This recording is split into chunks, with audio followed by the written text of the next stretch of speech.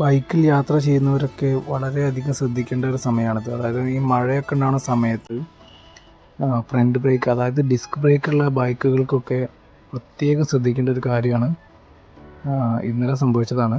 എന്താണെന്ന് വെച്ചാൽ ബൈക്ക് എടുത്ത് പോകുന്നു, പെട്ടെന്ന് തന്നെ സ്കിഡാവുന്നു. അത് ഫ്രണ്ട് ബ്രേക്ക് പിടിച്ചത് കാരണം വണ്ടി പെട്ടെന്ന് സ്കിഡായതാണ്. അപ്പോൾ ബൈക്കിലൊക്കെ യാത്ര ചെയ്യുന്നവർ പ്രത്യേകം ശ്രദ്ധിക്കുക. ഈ മഴയൊക്കെ ഉള്ള സമയത്ത് വളരെയധികം ശ്രദ്ധിക്കുക.